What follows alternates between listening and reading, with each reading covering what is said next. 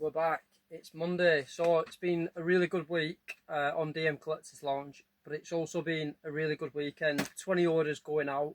A lot of the packing we done yesterday.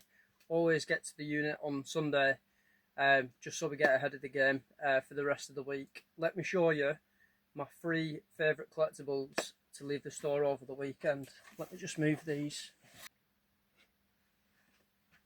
So in at number 1, it's been something I've had on display. I've never had it in the store before. Absolutely love it. It's a 1990s vintage Ultimate Warrior figure, 12 inch. It is supposed to have an automatic torquing mechanism on the back, but it doesn't seem to be working. It is still in really good condition. Buyer of this, Shep, also a subscriber to the channel. This is my favourite collectible to leave the store over the weekend. It's going to make for an amazing display. So we'll get that one packed up. And Shep, if you're watching, thanks for your order. This just shows the benefit to being a repeat customer, because I was adamant on not taking any offers on this because the price it was listed for was already a really good price. But they've bought off me so many times. They've done this trade with me where they sent some figures in. I sent them a figure they wanted for at cost. So yeah, I took 10% off this, but yeah, one of them where it's been on display like just there, just so I can enjoy it every day it's here. But it went this weekend, and yeah, definitely my best, my favourite.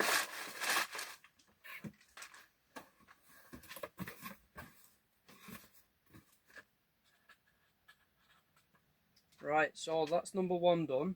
Now, let's show you number 2. And this, it was like a bit of a fight between first and second, but Ultimate Warrior did take the top spot. So in at number 2, we've got this. It's a vintage, again, 1990s, made by a toy company Hasbro. And it's basically a display of Jake the Snake Roberts. He used to, I was trying to put some photos on there, but his entrance, he used to come into the ring with basically a bag, and in there was a snake. So inside we've got the original Hasbro snake. It's Damien, and yeah, it's just going to make for like a really nice display. Also a very rare item. I don't think there's any on the UK eBay at the minute, so it was literally just that one on the UK eBay. And again, I wasn't looking to take any offers on this, but I think I did around 10%, just under 10%. Again, it's not something I'm likely to get in the store again. So for me, when it's like rare collectibles, I'm a little bit less lenient on taking offers, because they are like very collectible. But I do, yeah, 10% seems fair. So I took 10%, but get this one packed up and sent on to them now. It might also potentially fit as a letter, this. I'm not sure if I can pack it right. Let's have a look, see if that goes as a large letter.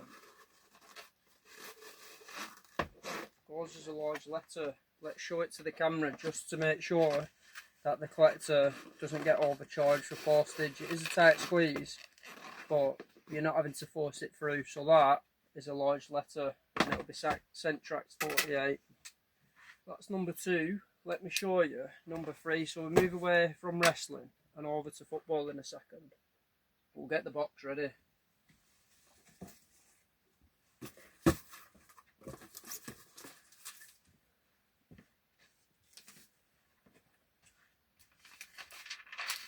Let's show you it first.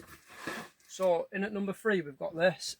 I'm not 100% sure on the year. Let me see if there is a year, because the collector did ask me, is there a year the ball's from, but there's not. I think it's like late 80s, early 90s, but it's a Chesterfield football vintage. On the listing, I have said the ball does not hold air, so it makes for a display piece. You're not going to go around kicking this. Like, if you're buying a football from the 90s anyway, why would you be going out playing with that anyway? But yeah, it's signed by the squad, and the collector did get in contact with me asking if they knew, like I said, what year this was from, just probably most likely to get an idea of the names on the football. But I couldn't find it. I tried using Google Lens, tried some forums, had a look at signed shirts from like years that I thought this was from, and I couldn't do any photo matching. But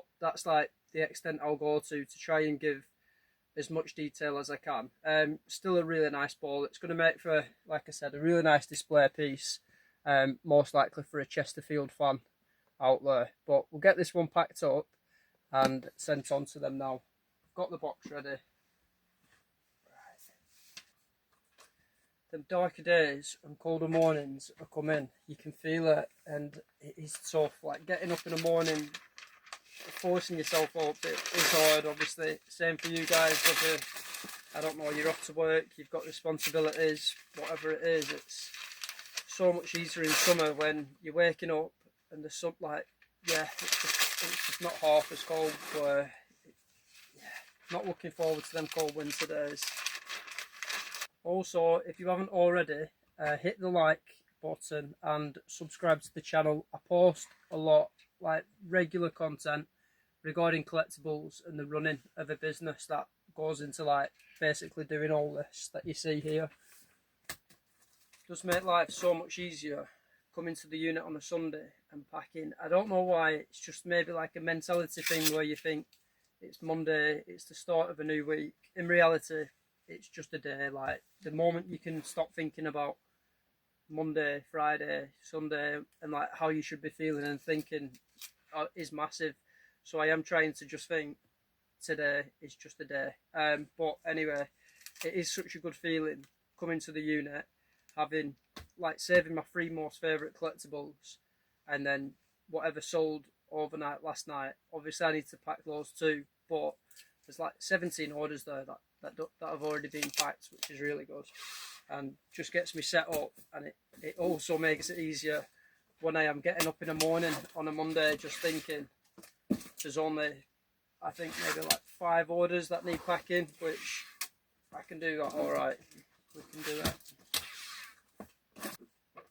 But there were times last year when, say, like winter gets so bad, and just because I live on basically a hill, and if it snowed, my car's not getting out, and my unit's like a mile away from where I live. So there were times over winter where I had to walk to my unit, pack, and if there were too many, I had to basically, do 2 trips because I couldn't carry them all at once. But again, it's a long way off until that happens, hopefully, but we are prepared for that again. And that's also a reason I want to change my unit to basically, if anything like that happens, there's things in place, so it just makes the working life a lot easier. But yeah, it's a while off that. So that's number 3 packed, showing you my 3 most interesting collectibles that I think to leave the eBay store.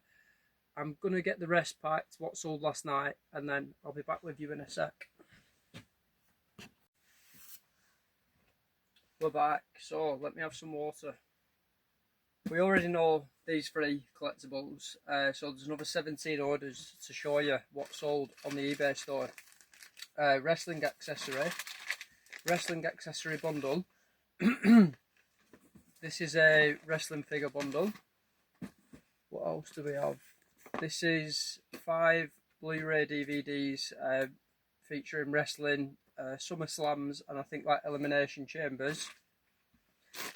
Wrestling figure, this is Cody Rhodes, and they also bought a wrestling figure accessory, the blue championship belt. Wrestling accessory bundle, wrestling figure attire, wrestling accessory bundle. There's definitely a theme going on here. Wrestling accessory bundle,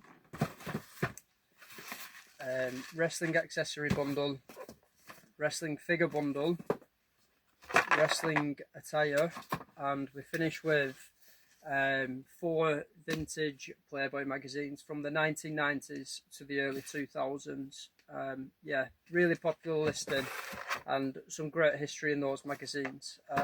Yeah, So let me know which your favourite collectible is to leave the store, and like I said, leave a comment because it helps this channel grow. Give it a thumbs up and hit that subscribe button. But yeah, other than that, thanks for watching. I need to go to the post office. See you in a bit.